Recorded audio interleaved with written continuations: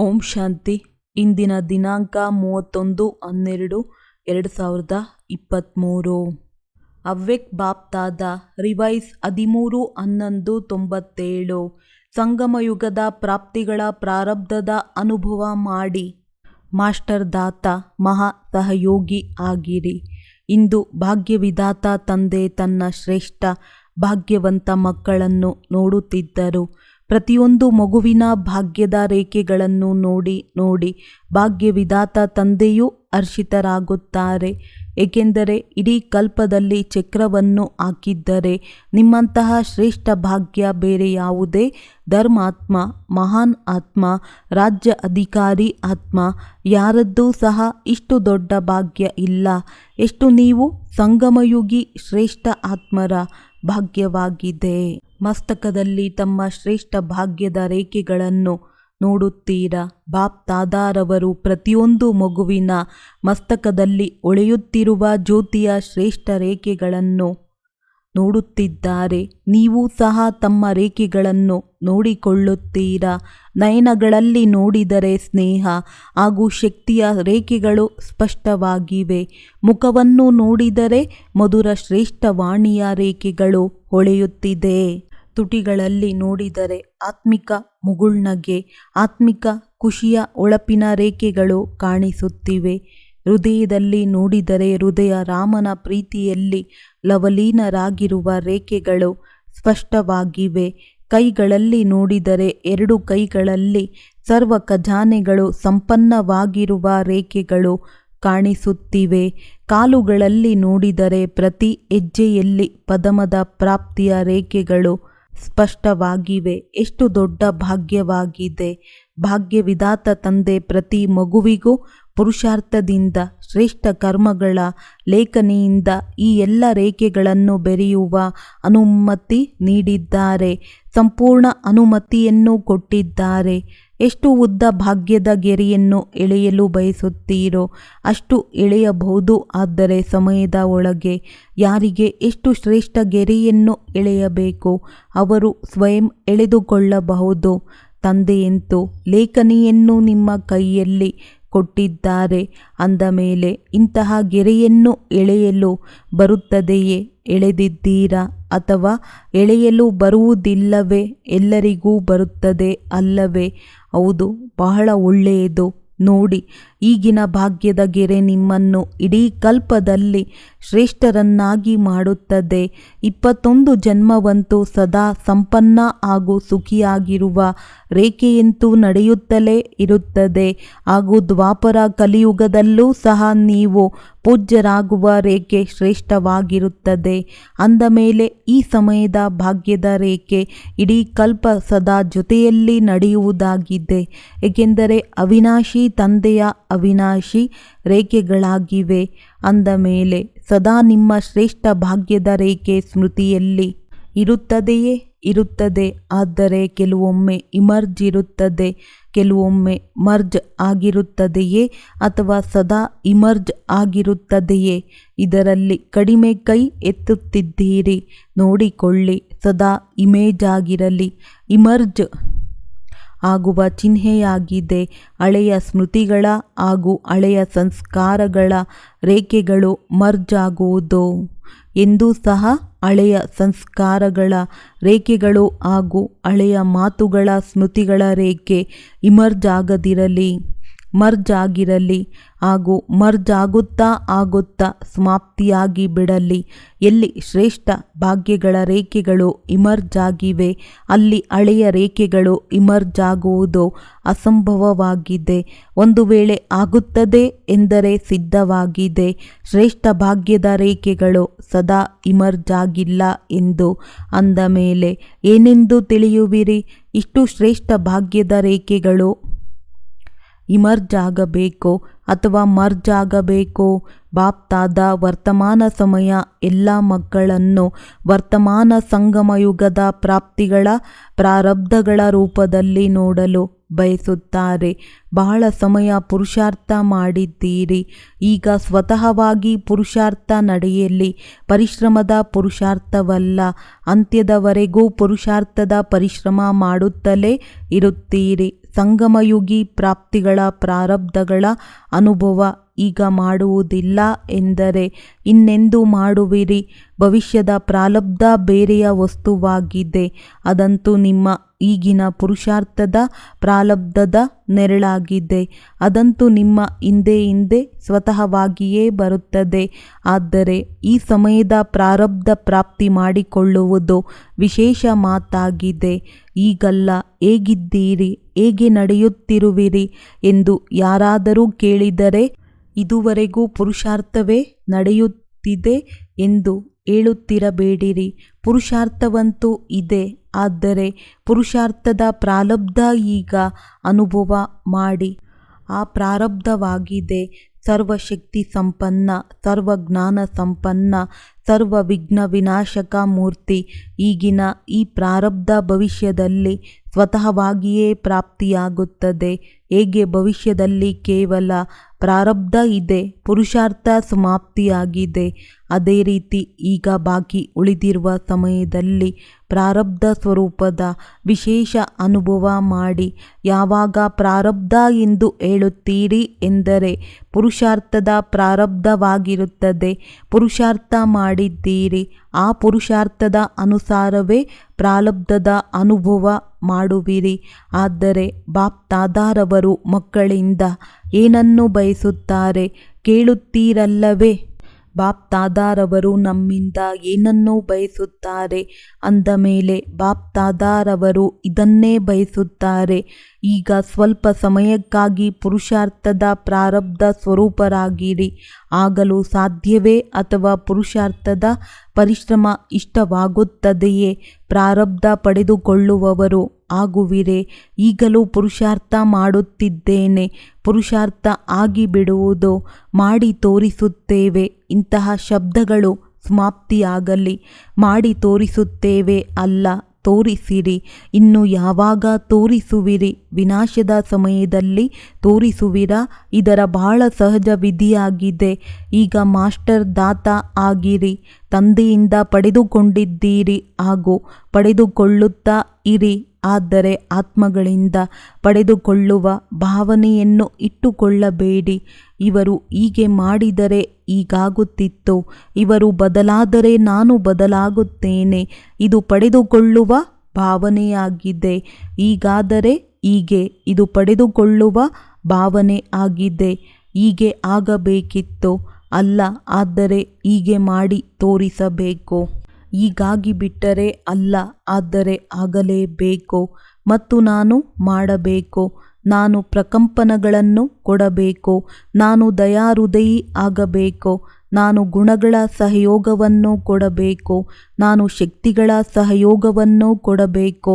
Master ದಾತ ಆಗಿ ತೆಗೆದುಕೊಳ್ಳಬೇಕೆಂದರೆ ಕೇವಲ ಒಬ್ಬ ತಂದೆಯಿಂದ ತೆಗೆದುಕೊಳ್ಳಿರಿ. ಒಂದು ವೇಳೆ ಅನ್ಯ ಆತ್ಮಗಳಿಂದ ಸಹ ಸಿಗುತ್ತಿದೆ ಎಂದರೆ ತಂದೆಯಿಂದ ಏನನ್ನು ಪಡೆದುಕೊಂಡಿದ್ದಾರೆ ಅದನ್ನೇ ಕೊಡುತ್ತಿದ್ದಾರೆ. ದಾತ ಆಗಿ ವಿಶಾಲ ಹೃದಯಿಯಾಗಿ ಕೊಡುತ್ತೀರಿ. ಕೊಡುವುದು ಬರುತ್ತದೆಯೇ ಅಥವಾ ಕೇವಲ ತೆಗೆದುಕೊಳ್ಳುವುದು ಬರುತ್ತದೆಯೇ? ಈಗ ಏನು ಜಮಾ ಮಾಡಿದ್ದೀರಿ ಅದನ್ನು ಕೊಡಿ. ಪರಸ್ಪರದಲ್ಲಿ ಬ್ರಾಹ್ಮಣ ಆತ್ಮರೂ ಸಹ ಮಾಸ್ಟರ್ ದಾತರಾಗಿರಿ. ಅನ್ಯರು ಕೊಟ್ಟರೆ ನಾನು ಕೊಡುತ್ತೇನೆ, ಈಗಲ್ಲ, ನಾನು ಕೊಡಬೇಕು. ನಿಮ್ಮ ಬಳಿ ಖಜಾನೆ ಇದೆಯೇ? ಸಂಪನ್ನವಾಗಿದೆಯೇ? ಗುಣಗಳಿಂದ ಸಂಪನ್ನವಾಗಿದೆಯೇ? ಶಕ್ತಿಗಳಿಂದ ಸಂಪನ್ನವಾಗಿದೆಯೇ? ಇವರು ಏಕೆ ಕೊಡುವುದಿಲ್ಲ? ತಮಗಾಗಿ ಮುಚ್ಚಿಟ್ಟುಕೊಂಡಿದ್ದೀರೇನೋ? ಯಾವಾಗ ಖಜಾನೆಗಳಿಂದ ಸಂಪನ್ನರಾಗಿದ್ದೀರಿ ಅಂದ ಮೇಲೆ ಕೊಡುತ್ತಾ ಹೋಗಿರಿ. ಇವರು ಏಕೆ ಮಾಡುತ್ತಾರೆ? ಇವರು ಏಕೆ ಹೇಳುತ್ತಾರೆ? ಇಂತಹ ಯೋಚನೆ ಮಾಡಬೇಡಿರಿ. ದಯಾಹೃದಯಿಯಾಗಿ ತಮ್ಮ ಗುಣಗಳ, ತಮ್ಮ ಶಕ್ತಿಗಳ ಸಹಯೋಗ ಕೊಡಿ. ಇದಕ್ಕೆ ಹೇಳಲಾಗುತ್ತದೆ ಮಾಸ್ಟರ್ ದಾತ. ಮಹಾ ಸಹಯೋಗಿ ಸಹಯೋಗಿಯೂ ಅಲ್ಲ, ಮಹಾ ಸಹಯೋಗಿಯಾಗಿರಿ, ಮಹಾದಾತ ಆಗಿರಿ. ಅಂದ ಮೇಲೆ ತಿಳಿಯಿತೆ ಬಾಪ್ ತಾದಾರವರು ಏನನ್ನು ಬಯಸುತ್ತಾರೆ ಎಂದು. ಬಾಪ್ ತಾದಾರವರಿಗೆ ಇನ್ನೂ ಮಕ್ಕಳು ಪುರುಷಾರ್ಥದಲ್ಲಿ ಪರಿಶ್ರಮ ಮಾಡುತ್ತಿರುವುದನ್ನು ನೋಡಲು ಆಗುತ್ತಿಲ್ಲ. ಡೈಮಂಡ್ ಜೂಬ್ಲಿ ಸಮಾಪ್ತಿ ಆಯಿತು ಹಾಗೂ ಡೈಮಂಡ್ ಇನ್ನೂ ಕಲೆರಹಿತರಾಗುವ ಪುರುಷಾರ್ಥದಲ್ಲಿ ತೊಡಗಿದ್ದೀರಿ. ಡೈಮಂಡ್ ಜೂಬ್ಲಿ ಅರ್ಥಾತ್ ಪ್ರತಿ ಬ್ರಾಹ್ಮಣ ಆತ್ಮಗಳು ಒಳೆಯುತ್ತಿರಲಿ. ನೀವು ಯೋಚಿಸುತ್ತಿರಬಹುದು, ನಮ್ಮದಂತೂ ಡೈಮಂಡ್ ಜೂಬ್ಲಿ ಆಗಿರಲಿಲ್ಲ, ಅದಂತೂ ದಾದಿಯರದ್ದಾಗಿತ್ತು. ನಿಮ್ಮದಾಗಿತ್ತು ಅಥವಾ ದಾದಿಯರದ್ದಾಗಿತ್ತು? ಯಾರದಾಗಿತ್ತು?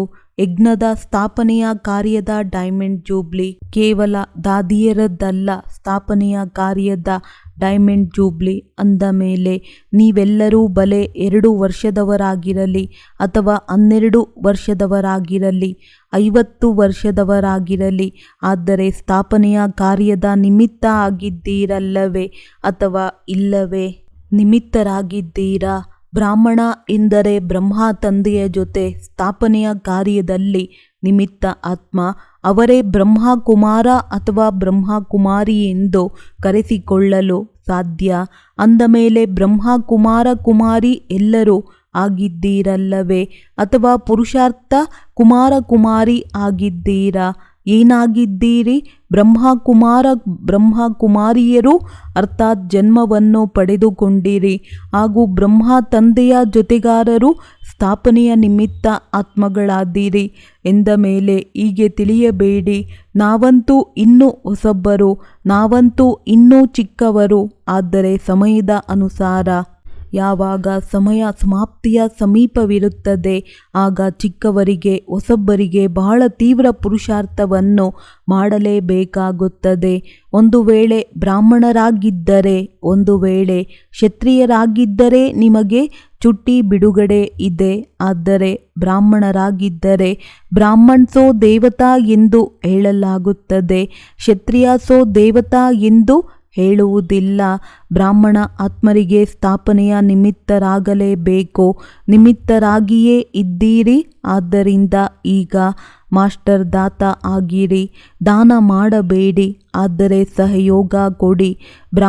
ಬ್ರಾಹ್ಮಣರಿಗೆ ದಾನವನ್ನು ಕೊಡಲು ಸಾಧ್ಯವಿಲ್ಲ, ಸಹಯೋಗ ಕೊಡಬಹುದು.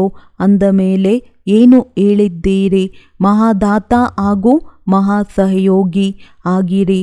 ಈಗ 1 ವರ್ಷದವರಾಗಿದ್ದರೂ ಸಹ ಸಮಯ ಅನುಸಾರ ಈಗ ಬಾಲ್ಯದ ಮಾತುಗಳನ್ನು ಸಮಾಪ್ತಿ ಮಾಡಿ, ಏಕೆಂದರೆ ನೀವೆಲ್ಲ ಮಕ್ಕಳು ವಾನಪ್ರಸ್ಥ ಅವಸ್ಥೆಯ ಸಮೀಪ ಇದ್ದೀರಿ. ಸಮಯದ ಗತಿಯ ಪ್ರಮಾಣ, ಡ್ರಾಮಾದ ನಿಯಮ ಪ್ರಮಾಣ ಈಗ ಎಲ್ಲರ ವಾನಪ್ರಸ್ಥ ಅವಸ್ಥೆ ಸಮೀಪವಿದೆ. ಬಾಪ್ ದಾದಾರವರು ತಿಳಿದಿದ್ದಾರೆ, ಮಕ್ಕಳಿಗೆ ತಂದೆಯ ಮೇಲೆ ಹೃದಯದ ಸ್ನೇಹವಿದೆ. ಹೃದಯದ ಸ್ನೇಹ ಇದೆ ಅಲ್ಲವೇ? ಅಥವಾ ಮೇಲೆ ಮೇಲೆ ತೋರ್ಪಡಿಕೆಯ ಪ್ರೀತಿ ಇದೆಯೋ? ಹೃದಯದ ಸ್ನೇಹವಿದೆ, ಆದ್ದರಿಂದಲೇ ಓಡೋಡಿ ಬಂದಿದ್ದೀರಿ ಅಲ್ಲವೇ? ನೋಡಿ, ಬೇಅದ್ದಿನ ಹಾಲ್ನಲ್ಲಿ ಬೇಅದ್ದಿನ ತಂದೆಯ ಮಕ್ಕಳು ಬೇಅದ್ದಿನ ರೂಪದಲ್ಲಿ ವಿರಾಜಮಾನರಾಗಿದ್ದಾರೆ. ಈ ಹಾಲ್ ಇಷ್ಟವಾಗುತ್ತದೆಯೇ ಅಥವಾ ದೂರ ಎನಿಸುತ್ತದೆಯೇ? ನೋಡಿ, ಕುಳಿತುಕೊಳ್ಳುವುದರಲ್ಲಂತೂ ದೂರವಿದ್ದೀರಿ. ಆದರೆ ಬಾಪ್ ದಾದಾರವರ ಹೃದಯದ ಸ್ಕ್ರೀನ್ ಪರದೆ ಬಹಳ ದೊಡ್ಡದಾಗಿದೆ. ಇದುವರೆಗೂ ಸೈನ್ಸ್ನವರು ಸಹ ಇಂತಹ ಸ್ಕ್ರೀನ್ ತಯಾರು ಮಾಡಿಲ್ಲ. ಆದ್ದರಿಂದ ನೀವು ದೂರ ಕುಳಿತಿಲ್ಲ, ಬಾಪ್ ದಾದಾರವರ ಹೃದಯದಲ್ಲಿ ಕುಳಿತಿದ್ದೀರಿ. ಈ ರೀತಿ ತಿಳಿಯುತ್ತೀರಾ? ಕುರ್ಚಿಯ ಮೇಲೆ ಕುಳಿತಿದ್ದೀರಾ, ಕೆಳಗೆ ಕುಳಿತಿದ್ದೀರಾ ಅಥವಾ ಹೃದಯದಲ್ಲಿ ಕುಳಿತಿದ್ದೀರಾ? ದೃಶ್ಯವಂತೂ ಬಹಳ ಒಳ್ಳೆಯದು, ಸುಂದರ ಎನಿಸುತ್ತದೆ. ಸಂಪೂರ್ಣ ಇಂದಿನವರೆಗೂ ತುಂಬಿದೆಯೇ ಅಥವಾ ಸ್ವಲ್ಪ ಖಾಲಿ ಇದೆಯೇ? ಬಾಪ್ ದಾದಾರವರು ನೋಡುತ್ತಿದ್ದರೂ ಸ್ವಲ್ಪ ಹಿಂದೆ ಖಾಲಿ ಇದೆ. ನೋಡಿ, ಬಾಪ್ ದಾದಾರವರು ನಿಮಗೆ ಕೆಲಸ ಕೊಟ್ಟಿದ್ದರು, ನೀವು ಮರೆತಿರಬಹುದು. ಆದರೆ ಬಾಪ್ ದಾದಾರವರಿಗೆ ನೆನಪಿದೆ ಯಾವ ಕೆಲಸ ಕೊಟ್ಟಿದ್ದರು. ಕ್ರೋಧ ಮುಕ್ತರಾಗುವ ಕೆಲಸ. ಇಂದು ಅದನ್ನು ಕೇಳುವುದಿಲ್ಲ. ಮೊದಲನೆಯ ಚಾನ್ಸ್ ತೆಗೆದುಕೊಂಡಿದ್ದೀರಲ್ಲವೇ? ಇಂದು ಕ್ರೋಧ ಮುಕ್ತ ಆಗಿದ್ದೀರಾ ಎಂದು ಕೇಳಿದರೆ ಹೃದಯ ವಿದೀರ್ಣರಾಗುವರು. ಬಾಪ್ ದಾದಾರವರಿಗೆ ಫಲಿತಾಂಶ ಗೊತ್ತಿದೆ. ಕೇಳುವರು, ನಿಮ್ಮಿಂದಲೂ ಸಹ ಅಲ್ಲಿಂದ ಫಲಿತಾಂಶವನ್ನು ತರಿಸುವರು. ಇಂದು ಅದನ್ನು ಬಿಟ್ಟು ಬಿಡೋಣ. ಕೆಲಸ ಕೊಟ್ಟಿದ್ದರೂ 9 ಲಕ್ಷ ತಯಾರು ಮಾಡಿ ತೋರಿಸಿ ಎಂದು ನೆನಪಿದೆಯೇ? ಪ್ರತಿ ಝೋನಿನವರಿಗೂ ಹೇಳಿದ್ದರು. ಯಾವ ಝೋನಿನವರು 9 ಲಕ್ಷ ತಯಾರು ಮಾಡಿದ್ದೀರಿ? ಬಂಗಾಳ ಬಿಹಾರ ಅವರ ಸೇವೆಯ ಟರ್ನ್ ಆಗಿದೆ. ಬಂಗಾಳ ಬಿಹಾರಿನವರು 9 ಲಕ್ಷವನ್ನು ತಯಾರು ಮಾಡಿದ್ದೀರಾ? ಸುಮ್ಮನಿದ್ದಾರೆ, ಮಾತನಾಡುತ್ತಿಲ್ಲ. ಹೋಗಲಿ, ಒಂದು ಝೋನ್ ಅಲ್ಲ, ಎಲ್ಲ ಝೋನ್ ದೇಶ ವಿದೇಶದವರು ಸೇರಿಕೊಂಡು 9 ಲಕ್ಷವನ್ನು ತಯಾರು ಮಾಡಿದ್ದೀರಾ? ವಿದೇಶದವರು ಹೇಳಿರಿ, 9 ಲಕ್ಷ ಇದ್ದೀರಾ? ಬಾಪ್ ದಾದಾರವರಂತೂ ತಮ್ಮ ದಿನಾಂಕವನ್ನು ನಿಗದಿ ಮಾಡುತ್ತಾರೆ ಹಾಗೂ ಆ ದಿನಾಂಕದಂದೇ ಬರುತ್ತಾರೆ. ನೀವು ಸಹ ಎಲ್ಲ ಮಾತಿನ ದಿನಾಂಕವನ್ನು ನಿಗದಿ ಮಾಡುತ್ತೀರಾ? ಈ ಆಲ್ ಎಂದು ತಯಾರಾಗುವುದು, ಕಾರ್ಯಕ್ರಮವನ್ನು ಯಾವಾಗ ಮಾಡುವುದು, ಇದರ ದಿನಾಂಕಗಳನ್ನು ನಿಗದಿ ಮಾಡುತ್ತೀರಿ ಅಲ್ಲವೇ? ಅಂದ ಮೇಲೆ ಇದರ ದಿನಾಂಕ ಎಂದು ನಿಗದಿ ಮಾಡಿದ್ದೀರಿ. ನಿಗದಿ ಮಾಡಿದ್ದೀರಾ? ವಿನಾಶದ ಅಂತಿಮದಲ್ಲಿಯೇ ಅಥವಾ ಮೊದಲೇ? ಏನಾಗುವುದು, ಏನು ಯೋಚಿಸಿದ್ದೀರಿ? ಯಾವ ದಿನಾಂಕವಾಗಿದೆ? ಯಾವುದಾದರೂ ದಿನಾಂಕ ಇದೆಯೇ ಅಥವಾ ಇದುವರೆಗೂ ನಿಗದಿ ಮಾಡಿಲ್ಲವೇ? ಇದು ಸಹ ತಂದೆಯೇ ಮಾಡಬೇಕೇ? ನೀವೇ ಮಾಡಬೇಕೋ? ಬಾಪ್ ದಾದಾರವರಂತೂ ಹೇಳುತ್ತಾರೆ, ಶುಭ ಕಾರ್ಯದಲ್ಲಿ ತಡ ಮಾಡಬೇಡಿರಿ. ಅಂದ ಮೇಲೆ ಏನು ಮಾಡುವಿರಿ? ನಡೆಯಿರಿ. ಈ ಸೀಸನ್ನ ಅಂತ್ಯದವರೆಗೂ ಆದರೂ ಒಳ್ಳೆಯದು. ಇಷ್ಟು ಸಾಹಸ ಇದೆಯೇ? ಕೇವಲ ದಾತ ಆಗಿ. ಒಂದು ವೇಳೆ ದಾತ ಆದರೆ ದಾತಾತನದ ಭಾವನೆಯಿಂದ ನಿಮ್ಮ ರಾಯಲ್ ಫ್ಯಾಮಿಲಿ ಹಾಗೂ ಸಮೀಪದ ಪ್ರಜೆಗಳು ಬಹಳ ಬೇಗ ತಯಾರಾಗುವುದು. ಅವರಂತೂ ಕಾಯುತ್ತಿದ್ದಾರೆ. ಕೇವಲ ಸದಾ ದಾತ ಆಗುವ ಅವಶ್ಯಕತೆ ಇದೆ. ಮಹಾನ್ ಸಹಯೋಗಿ ಆಗುವ ಅವಶ್ಯಕತೆ ಇದೆ. ಬಹಳ ಖಜಾನೆಗಳನ್ನು ಸ್ವಯಂ ಪ್ರತಿ ಹಾಗೂ ಕೇವಲ ಸ್ವಯಂನ ಸೇವೆಗಳ ಪ್ರತಿ ತೊಡಗಿಸುತ್ತಿದ್ದೀರಿ. ತಮ್ಮ ತಮ್ಮ ಸೇವೆಗಳ ಕರ್ತವ್ಯದಲ್ಲಿ ಬಹಳ ಸಮಯವನ್ನು ತೊಡಗಿಸುತ್ತಿದ್ದೀರಿ. ಮಹಾದಾತ ಆಗಿ, ಬೇಅದ್ದಿನ ದಾತ ಆಗಿ ವಿಶ್ವದ ಗ್ಲೋಬ್ನ ಮೇಲೆ ನಿಂತುಕೊಳ್ಳಿರಿ. ಬೇಅದ್ದಿನ ಸೇವೆಯಲ್ಲಿ ಪ್ರಕಂಪನಗಳನ್ನು ಹರಡಿಸಿರಿ. ವಿಶ್ವದ ರಾಜರಾಗಬೇಕು. ಕೇವಲ ಝೋನಿನ ಅಥವಾ ತಮ್ಮ ತಮ್ಮ ಕರ್ತವ್ಯದ ಗೆರೆಯೊಳಗಿನ ರಾಜರಲ್ಲ, ವಿಶ್ವ ಕಲ್ಯಾಣಕಾರಿ ಆಗಿದ್ದೀರಿ. ಈಗ ಬೇಅದ್ದಿನಲ್ಲಿ ಹೋಗಿ. ಬೇಅದ್ದಿನಲ್ಲಿ ಹೋಗುವುದರಿಂದ ಅದ್ದಿನ ಮಾತುಗಳು ಸ್ವತಃವಾಗಿಯೇ ಸಮಾಪ್ತಿಯಾಗುವುದು. ಮನೋಬಲ ಬಹಳ ಶ್ರೇಷ್ಠ ಬಲವಾಗಿದೆ, ಅದನ್ನು ಬಳಸುವುದಿಲ್ಲ. ವಾಣಿ, ಸಂಬಂಧ, ಸಂಪರ್ಕದ ಸೇವೆಗಳಲ್ಲಿ ವ್ಯಸ್ತರಾಗಿರುತ್ತೀರಿ. ಈಗ ಮನೋಬಲವನ್ನು ಹೆಚ್ಚಿಸಿಕೊಳ್ಳಿ. ಬೇಅದ್ದಿನ ಸೇವೆ ಯಾವುದು? ನೀವು ಈಗ ತಮ್ಮ ವಾಣಿ ಅಥವಾ ಸಂಬಂಧ ಸಹಯೋಗದಿಂದ ಮಾಡುತ್ತೀರಿ. ಅದನ್ನು ಮನೋಬಲದಿಂದ ಮಾಡಿ. ಒಂದು ವೇಳೆ ಮನೋಬಲದ ಬೇಅದ್ದಿನ ಸೇವೆ, ಒಂದು ವೇಳೆ ನೀವು ಬೇಅದ್ದಿನ ವೃತ್ತಿಯಿಂದ ಮನೋಬಲದ ಮುಖಾಂತರ ವಿಶ್ವದ ಗ್ಲೋಬ್ನ ಮೇಲೆ ಶ್ರೇಷ್ಠ ಸ್ಥಿತಿಯಲ್ಲಿ ಸ್ಥಿತರಾಗಿ, ತಂದೆಯ ಜೊತೆ ಪರಮಧಾಮದ ಸ್ಥಿತಿಯಲ್ಲಿ ಸ್ವಲ್ಪ ಸಮಯವೂ ಸ್ಥಿತರಾಗಿ ಈ ಸೇವೆ ಮಾಡಿದರೆ ನಿಮಗೆ ಇದರ ಪ್ರಾರಬ್ಧ ಬಹಳಷ್ಟು ಪಟ್ಟು ಸಿಗುತ್ತದೆ. ಇಂದಿನ ಸಮಯ ಹಾಗೂ ಸಂದರ್ಭದ ಪ್ರಮಾಣ ಅಂತಿಮ ಸೇವೆ ಮನ್ಸ ಅಥವಾ ಮನೋಬಲದ ಸೇವೆಯಾಗಿದೆ. ಇದರ ಅಭ್ಯಾಸವನ್ನು ಈಗಿನಿಂದಲೇ ಮಾಡಿ. ವಾಣಿಯಿಂದಾಗಲಿ ಸಂಬಂಧ ಸಂಪರ್ಕದಿಂದಾಗಲಿ ಸೇವೆ ಮಾಡುತ್ತೀರಿ. ಆದರೆ ಈ ಮನ್ಸ ಸೇವೆಯ ಅಭ್ಯಾಸವು ಅತಿ ಅವಶ್ಯಕವಾಗಿದೆ. ಜೊತೆ ಜೊತೆ ಇದರ ಅಭ್ಯಾಸವನ್ನು ಮಾಡುತ್ತಾ ನಡೆಯಿರಿ. ತಿಳಿಯಿತೆ ಏನು ಮಾಡಬೇಕು ಎಂದು. ಈ ಮನ್ಸ ಸೇವೆಯು ಅದೇ ಅದ್ಭುತವನ್ನು ತೋರಿಸುತ್ತದೆ. ಯಾವುದನ್ನು ಸ್ಥಾಪನೆಯ ಆದಿಯ ಸಮಯದಲ್ಲಿ ತಂದೆಯು ಮನ್ಸ ಮುಖಾಂತರ ಆತ್ಮಿಕ ಆಕರ್ಷಣೆಯಿಂದ ಮಕ್ಕಳನ್ನು ಆಕರ್ಷಿತ ಮಾಡಿದರು ಹಾಗೂ ಮನ್ಸ ಸೇವೆಯ ಫಲ ಸ್ವರೂಪ ಈಗಲೂ ಸಹ ನೋಡುತ್ತಿರುವಿರಿ. ಅದೇ ಆತ್ಮಗಳು ಈಗಲೂ ಸಹ ಅಡಿಪಾಯವಾಗಿದ್ದಾರೆ. ಡ್ರಾಮಾ ಅನುಸಾರ ಇದು ತಂದೆಯ ಮನಸ ಆಕರ್ಷಣೆಯ ಸಾಕ್ಷಿಯಾಗಿದೆ. ಆ ಮಕ್ಕಳು ಎಷ್ಟು ಪಕ್ಕಾ ಆಗಿದ್ದಾರೆ ಎಂದ ಮೇಲೆ ಅಂತ್ಯದಲ್ಲೂ ಸಹ ಈಗ ತಂದೆಯ ಜೊತೆ ನಿಮ್ಮ ಮನಸ ಆಕರ್ಷಣೆಯು ಆತ್ಮಿಕ ಆಕರ್ಷಣೆಯಿಂದಲೂ ಸಹ ಯಾವ ಆತ್ಮಗಳು ಬರುತ್ತಾರೆ ಅವರು ಸಮಯ ಅನುಸಾರ ಕಡಿಮೆ ಸಮಯ ಕಡಿಮೆ ಪರಿಶ್ರಮ ಹಾಗೂ ಬ್ರಾಹ್ಮಣ ಪರಿವಾರದಲ್ಲಿ ವೃದ್ಧಿ ಮಾಡುವುದಕ್ಕಾಗಿ ನಿಮಿತ್ತರಾಗುತ್ತಾರೆ. ಅದೇ ಮೊದಲಿನಂತಹ ಸ್ವಭಾವವನ್ನು ಅಂತ್ಯದಲ್ಲಿಯೂ ನೋಡುವಿರಿ. ಹೇಗೆ ಆದಿಯಲ್ಲಿ ಬ್ರಹ್ಮ ತಂದೆಯನ್ನು ಸಾಧಾರಣ ಎಂದುಕೊಳ್ಳದೆ ಶ್ರೀಕೃಷ್ಣನ ರೂಪದಲ್ಲಿ ಅನುಭವ ಮಾಡುತ್ತಿದ್ದರು. ಸಾಕ್ಷಾತ್ಕಾರ ಬೇರೆಯ ಮಾತಾಗಿದೆ. ಆದರೆ ಸಾಕ್ಷಾತ್ ಸ್ವರೂಪದಲ್ಲಿ ಶ್ರೀಕೃಷ್ಣನನ್ನೇ ನೋಡುತ್ತಿದ್ದರು. ತಿನ್ನುತ್ತಾ ಕುಡಿಯುತ್ತಾ ನಡೆದಾಡುತ್ತಾ ಈ ರೀತಿ ನೋಡಿದಿರಲ್ಲವೇ? ಸ್ಥಾಪನೆಯಲ್ಲಿ ಒಬ್ಬ ತಂದೆ ಮಾಡಿದರು. ಅಂತ್ಯದಲ್ಲಿ ನೀವು ಮಕ್ಕಳು ಸಹ ಆತ್ಮಗಳ ಮುಂದೆ ಸಾಕ್ಷಾತ್ ದೇವಿ ದೇವತೆಗಳು ಕಂಡು ಬರುವಿರಿ. ಅವರು ನಿಮ್ಮನ್ನು ಸಾಧಾರಣ ಎಂದು ತಿಳಿಯುವುದೇ ಇಲ್ಲ. ಅದೇ ಪೂಜ್ಯತನದ ಪ್ರಭಾವವನ್ನು ಅನುಭವ ಮಾಡುವರು. ಆಗ ತಂದೆಯ ಸಹಿತ ಎಲ್ಲರ ಪ್ರತ್ಯಕ್ಷತೆಯ ಪರದೆ ತೆರೆಯುವುದು. ಈಗ ತಂದೆ ಒಬ್ಬರನ್ನೇ ಮಾಡುವುದಲ್ಲ, ಮಕ್ಕಳ ಜೊತೆ ತಂದೆ ಪ್ರತ್ಯಕ್ಷವಾಗಬೇಕು. ಹೇಗೆ ಸ್ಥಾಪನೆಯಲ್ಲಿ ಬ್ರಹ್ಮನ ಜೊತೆಯಲ್ಲಿ ವಿಶೇಷ ಬ್ರಾಹ್ಮಣರೂ ಸಹ ಸ್ಥಾಪನೆಯ ನಿಮಿತ್ತರಾದರು, ಇದೇ ರೀತಿ ಸಮಾಪ್ತಿಯ ಸಮಯದಲ್ಲಿಯೂ ಸಹ ತಂದೆಯ ಜೊತೆ ಅನನ್ಯ ಮಕ್ಕಳು ಸಹ ದೇವರೂಪದಲ್ಲಿ ಸಾಕ್ಷಾತ್ ಅನುಭವ ಆಗುವರು. ಇದಕ್ಕಾಗಿ ಇಂದು ಏನು ಹೇಳಿದೆವು, ಈಗಿನಿಂದಲೇ ಪ್ರಾರಬ್ಧ ಸ್ವರೂಪದ ಸ್ಥಿತಿಯಲ್ಲಿ ಸ್ಥಿತರಾಗಿ ಚಿಕ್ಕ ಚಿಕ್ಕ ಮಾತುಗಳನ್ನು ಬಿಟ್ಟು ಬಿಡಿ. ಈಗ ಮೇಲೆ ಹೇಳಿ ಶ್ರೇಷ್ಠ ಸ್ಥಿತಿಯನ್ನು ಪಡೆದುಕೊಳ್ಳಿ.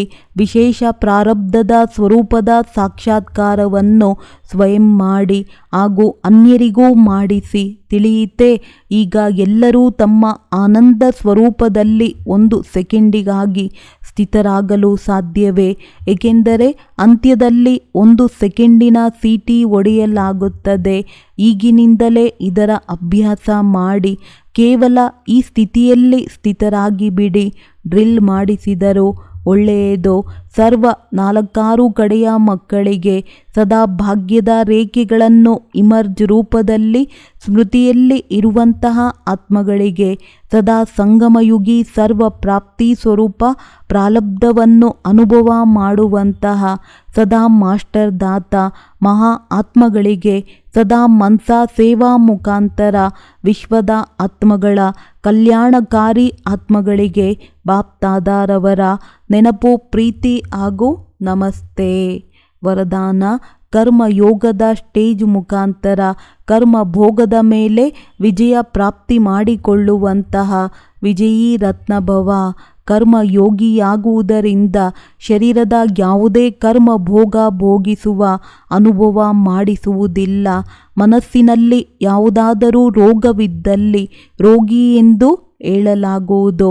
ಒಂದು ವೇಳೆ ಮನಸ್ಸು ನಿರೋಗಿಯಾಗಿದ್ದಲ್ಲಿ ಸದಾ ಆರೋಗ್ಯವಾಗಿರುವಿರಿ. ಕೇವಲ ಶ್ರೇಷ ಶಯ್ಯೆಯ ಮೇಲೆ ವಿಷ್ಣುವಿನ ಸಮಾನ ಜ್ಞಾನದ ಸ್ಮರಣೆ ಮಾಡುತ್ತಾ ಹರ್ಷಿತರಾಗಿರುತ್ತಾರೆ. ಮನನ ಶಕ್ತಿಯ ಮೂಲಕ ಇನ್ನೂ ಸಾಗರನ ತಳದಲ್ಲಿ ಹೋಗುವ ಚಾನ್ಸ್ ಸಿಗುವುದು. ಈ ರೀತಿಯ ಕರ್ಮಯೋಗಿಯೇ ಕರ್ಮಭೋಗದ ಮೇಲೆ ವಿಜಯ ಪ್ರಾಪ್ತಿ ಮಾಡಿ ವಿಜಯೀ ರತ್ನ ಆಗುತ್ತಾರೆ. ಸ್ಲೋಗನ್: ಸಾಹಸವನ್ನು ಜೊತೆ ಮಾಡಿಕೊಂಡಲ್ಲಿ ಎಲ್ಲ ಕರ್ಮದಲ್ಲಿಯೂ ಸಫಲತೆ ಸಿಗುತ್ತಿರುವುದು. ಒಳ್ಳೆಯದು. ಓಂ ಶಾಂತಿ.